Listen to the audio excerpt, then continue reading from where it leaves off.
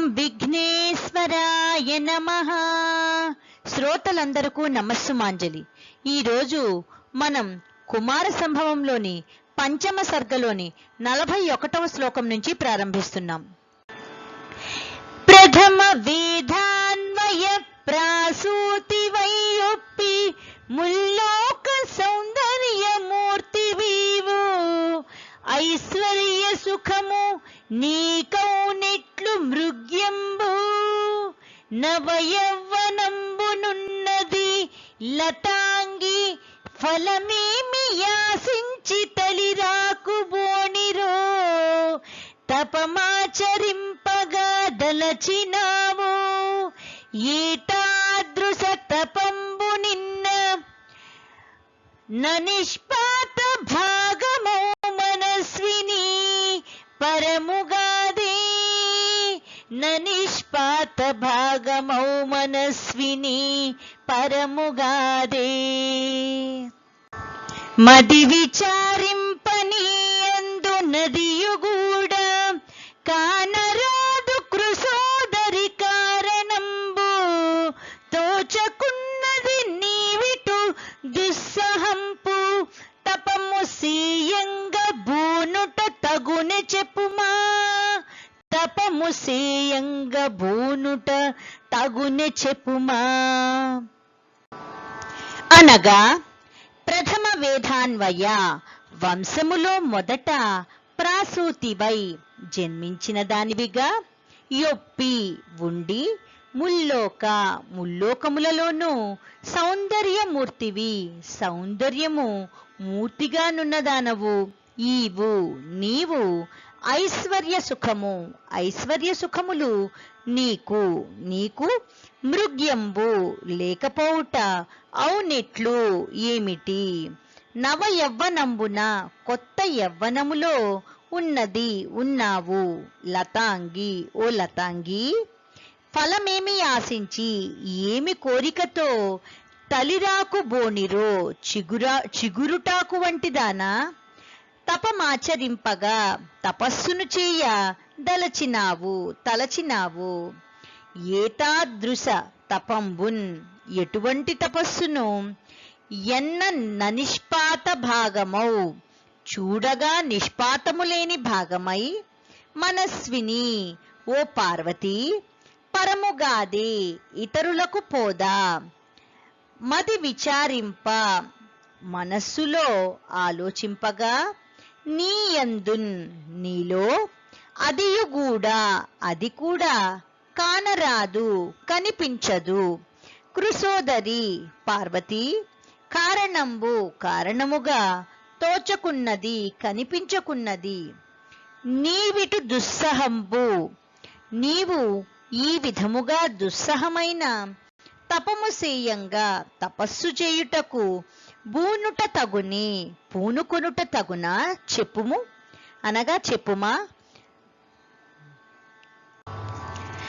అనగా వంశములో మొదట జన్మించిన దానివిగా ఉండి ముల్లోకములలోని సౌందర్యము మూర్తిగానున్నదానవు ఐశ్వర్య సుఖములు నీకు లేకపోవుట ఏమిటి నవయవ్వనములోనున్నావు ఓ లతాంగి చిగురుటాకు వంటిదానా ఏమి కోరికతో తపస్సును చేయతలచినావు ఇటువంటి తపస్సు చూడగా నిష్పాతము లేని భాగమై ఓ పార్వతి ఇతరులకు పోదా మనస్సులో ఆలోచించగా నీలో స్వార్థము కూడా కనిపించదు పార్వతి కారణముగా ఏదీ కనిపించకున్నది ఇది అని ఏ కారణము కనిపించినప్పుడు నీవు ఈ విధముగా దుస్సహమైన తపస్సు చేయుటకు పూనుకొనుట తగునా చెప్పుమా. అనగా ఈ పద్యము ద్వారా పార్వతికి అందము కాని సంపద కాని ఎందులోనూ సౌఖ్యములు గాని ఎందులోనూ తక్కువ లేదు అయినను స్వార్థము లేకపోయినను ఏ విధమైన కోరికను ఆశించి ఇంత దుస్సహమైన తపస్సు చేయబోతున్నది అని ఈ పద్యమునకు భావము. పుట్టినింటని నీకెలు పొందరాని ఎట్టి శోకాభిభావమీయా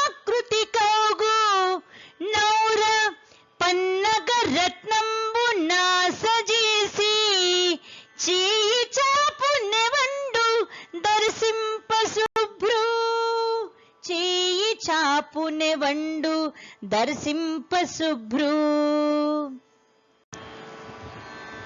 అనగా శుభ్రు శుభ్రమైన దానా, పుట్టినింట గృహమునందు లేదా పుట్టింట నేనికలు నినీకెలు అనగా సౌఖ్యములు పొందరాని ఎట్టి పొందలేవట్టి శోకాభిభావము దైన్యభావము ఈ ఆకృతి కగునౌరా, ఈ రూపమునకు తగినదా ఔరా.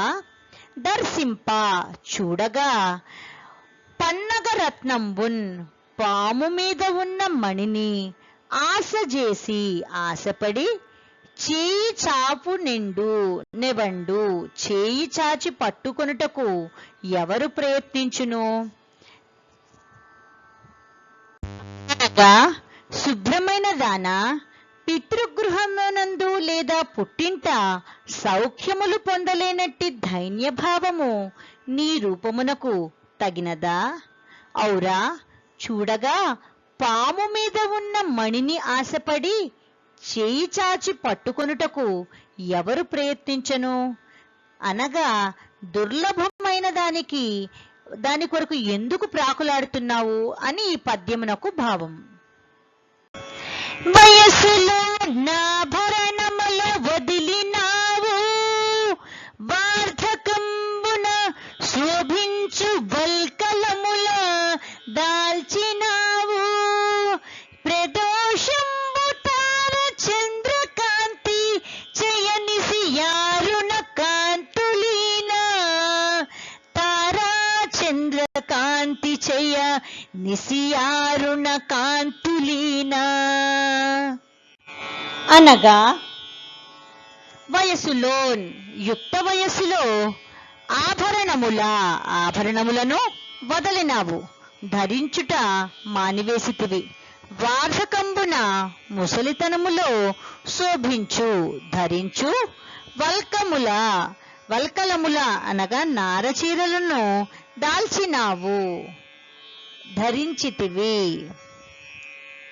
ప్రదోషంబు అనగా సాయం సమయము తారా చంద్రకాంతి చేయ చంద్రుడు నక్షత్రములతో కూడిన కాంతితో ఉండును కాని నిసి రాత్రి అరుణ కాంతిలీన సూర్యకాంతితో ఉండునా.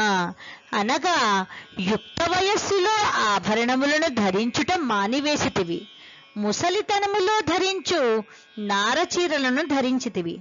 సాయం సమయమున చంద్రుడు నక్షత్రములతో కూడిన కాంతితో ఉండును కాని రాత్రి సూర్యకాంతితో ఉండునా.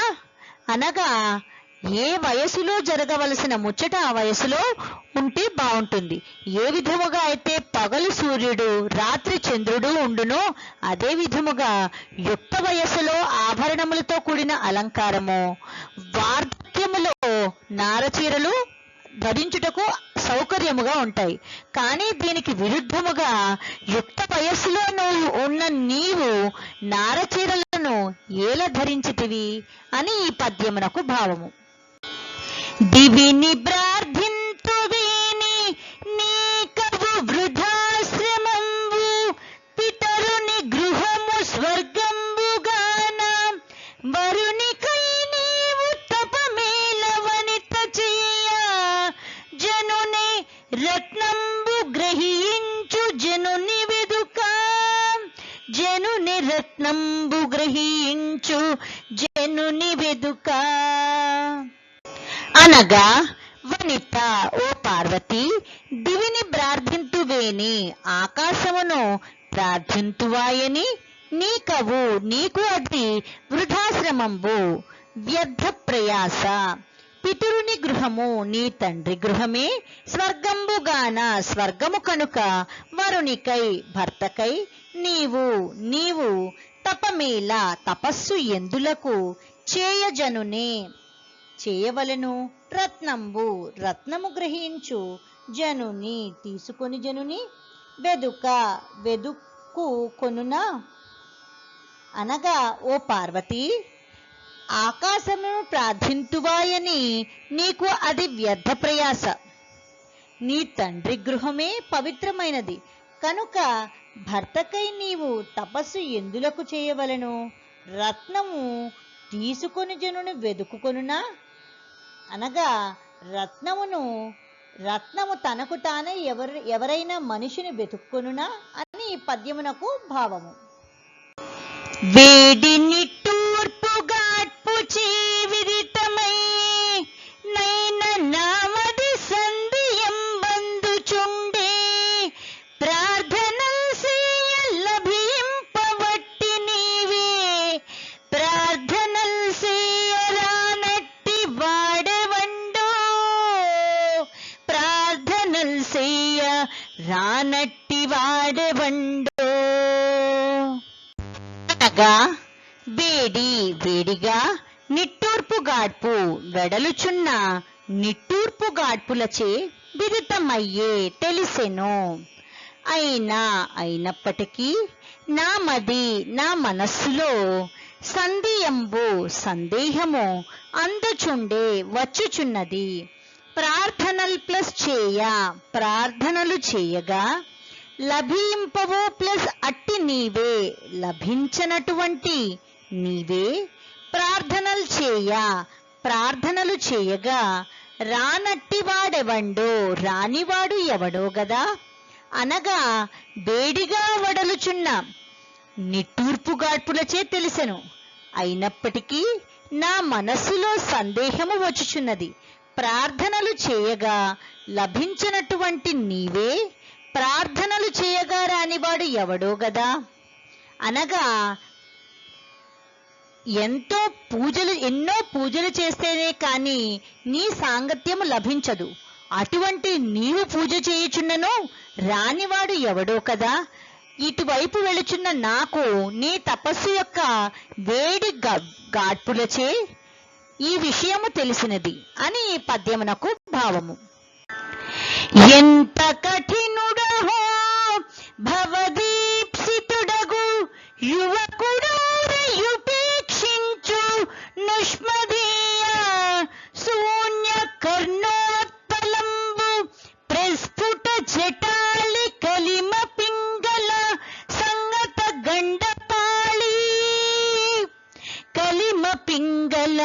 సంగత గండపాళి అనగా ఎంత కఠినుడు అహో భవదీప్సితుడగు నీచే కోరబడిన యువకుడౌరా ఆ యువకుడు ఔరా ఉష్మదీయ నీ యొక్క శూన్య కర్ణోత్పలంబు కర్ణముల ఉత్పలములు లేకుండుటను ప్రస్ఫుట జటాళి ప్రస్ఫుటముగా జటలను కలమ వరి మొక్కల మొదళ్లవలే పింగళ పసుపు రంగుతో సంగత కూడియున్న గండపాళి గండస్థలమును ఉపేక్షించుచున్నాడు. అనగా ఎంత కఠినుడహో నీచే కోరబడిన ఆ యువకుడు ఔరా నీ యొక్క కర్ణముల ఉత్పలములు లేకుండుటను ప్రస్ఫుటముగా ఏర్పడిన జటలను వరి మొక్కల మొదళ్లవలే పసుపు రంగుతో కూడియున్న గండస్థలమును ఉపేక్షించుచున్నాడు. అనగా ఇంత సౌందర్య రాశివైన నిన్ను ఉపేక్షించుచున్న ఆ యువకుడు ఎంత కఠినమైనవాడు అని వాపోచున్నాడు అని ఈ పద్యమునకు భావము. శిష్టముని వ్రతాదుల గృసించితి వింతయో యా దివాకరా ప్లుష్టము భూషణాస్పదము పోడిమి దక్కి శశాంక లేఖ స్పష్టముగాను పించు దివసంబుగా నాన్బసదూలియంగా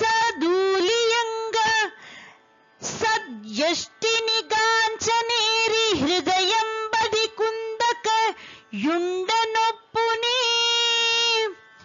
హృదయంబది కుందకయుండనొప్పునే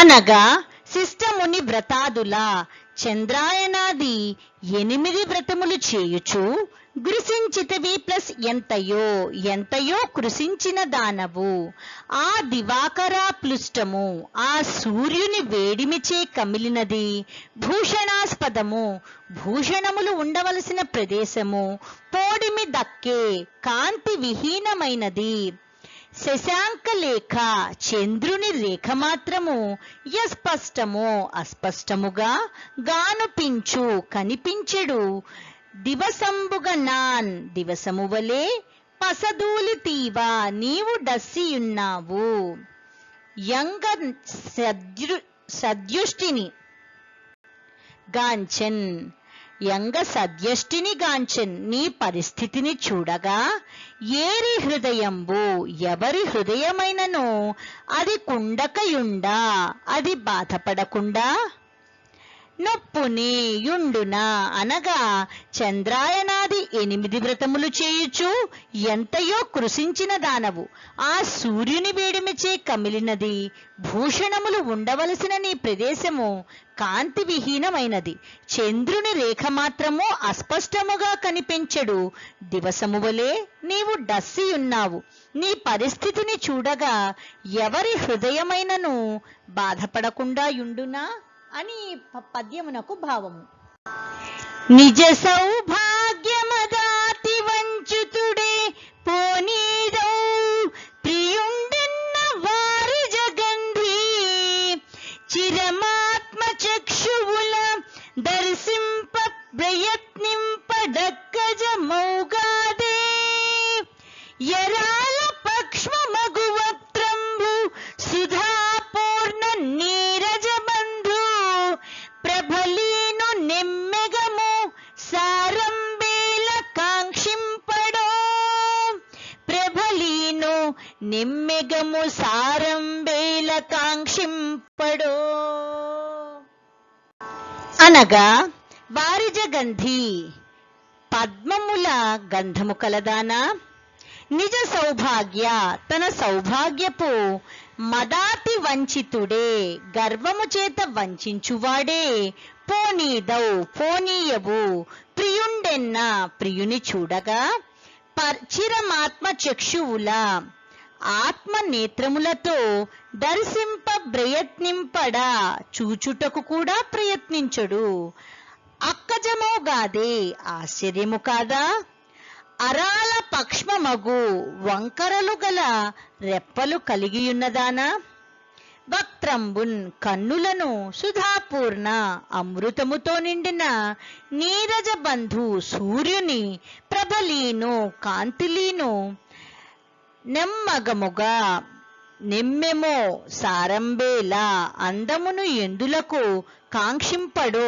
కోరడో అనగా పద్మముల గంధము కలదానా నీ ప్రియుని చూడగా తన సౌభాగ్యపు గర్వము చేత వంచువాడే అయినను పోనీయవు ఆత్మ నేత్రములతో చూచుటకు కూడా ప్రయత్నించడు ఆశ్చర్యము కదా వంకరలు గల రెప్పలను కలిగియున్న కన్నులను అమృతముతో నిండిన సూర్యుని కాంతులీను నీ నెమ్మోము అందమును ఎందులకు కోరడో అనగా ఎంతో అందమైన నీ మోమును చూచుటకు కూడా ప్రయత్నింపక నీ ప్రియుడు తన సౌభాగ్యపు గర్వము చేత వంచువాడా ఏమి అని ఈ పద్యమునకు భావము. ఎంత కాలము గౌరి శ్రమింతువింక నేను పూర్వాశ్రమంబులో నిలువజేసినట్టి తపమర్థ భాగంబునైన నిట్టు నీవు కాంక్షించు వరుడెవడో వచింపు నీవు కాంక్షించు వరుడెవడో వచింపు అనగా ఎంత కాలము ఎంత సమయము గౌరీ ఓ పార్వతి శ్రమంతువింకా శ్రమ పడెదవు నేను పూర్వాశ్రమంబులో ఇది వరకు ఆశ్రమములో తపస్సు చేసి నిలువబెట్టినట్టి తపమర్ధ భాగంబునైన సగభాగము అయిన తపస్సును నిట్టు ఇచ్చెదను నీవు నీవు కాంక్షించు కోరుకొను వరుడెవడో భర్త ఎవరో వచింపు చెప్పుము అనగా, ఓ పార్వతి, ఎంత సమయము శ్రమ పడెదవు? నేను ఇదివరకు ఆశ్రమములో తపస్సు చేసి నిలువబెట్టినట్టి సగభాగము అయిన తపస్సును ఇచ్చెదను. నీవు కోరుకొను భర్త ఎవరో చెప్పుము అని ఈ పద్యమునకు భావము. ఓం శరవణ భవాయ నమః. ఇంతవరకు ఎంతో శ్రద్ధతో ఆలకించిన శ్రోతలందరకు ధన్యవాదములు తెలుపుచు, ఆ పరమేశ్వరుని కృపాకటాక్షలు మన అందరి మీద ఎల్లవేళలా ప్రసరించాలని ప్రార్థిస్తూ ఈ రోజుకు స్వస్తి.